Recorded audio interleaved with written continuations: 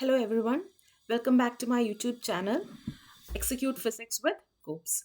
So today I'll be dealing with the topic density and we'll be discussing questions from the 2023 question paper on this particular topic. Okay, so our first question is from paper 2 multiple choice question.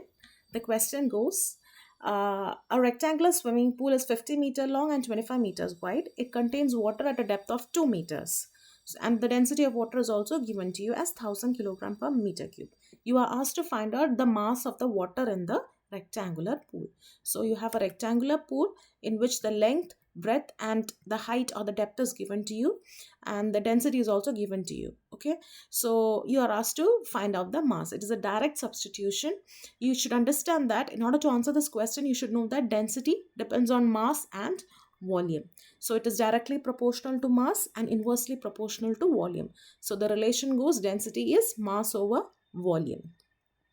And so to find out the mass, it is density multiplied by volume. Since this is a rectangular swimming pool, you know that for a rectangle, the volume is length times breadth times the height. So in density is 1000 multiplied by the volume, length, breadth, height.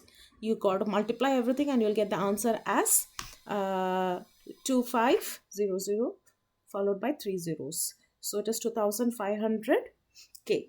So the answer is option D. Moving to the second question. Second question is from paper 4.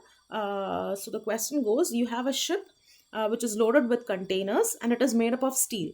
Okay, the density of that particular steel is 7800 kilogram per meter cube, and the density in which it is floating, the density of water is 1000 kilogram per meter cube. You have to explain why the ship floats in water.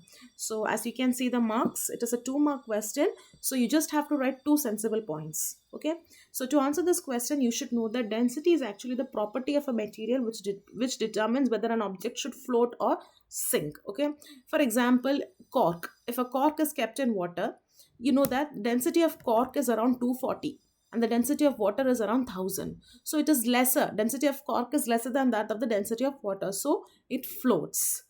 Whereas wood is, depending on the type of wood, the density varies from 350 to 500.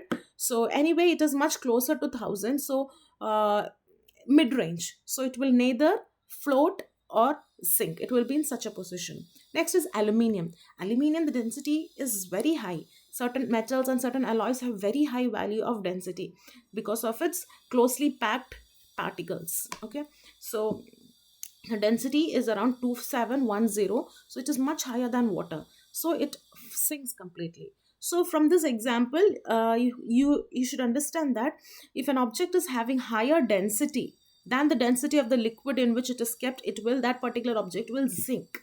Whereas if an object is having very less density in comparison to the density of the liquid where it is kept, it will float. Okay, but in this question, as you can see, the density of steel is very high compared to that of the density of water. So ideally speaking, it should be sinking.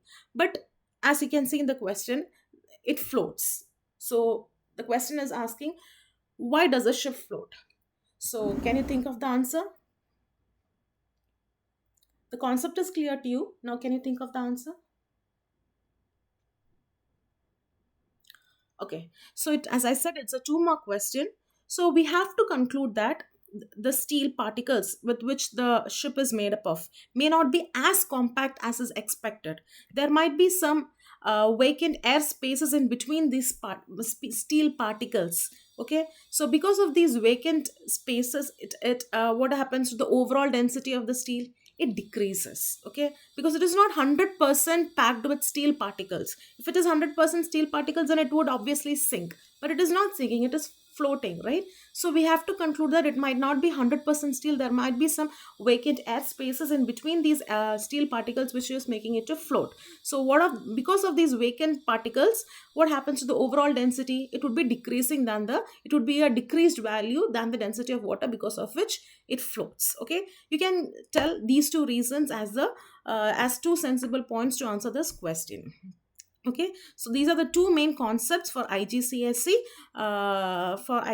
examination on the topic density. Hope you have found it useful. Thank you.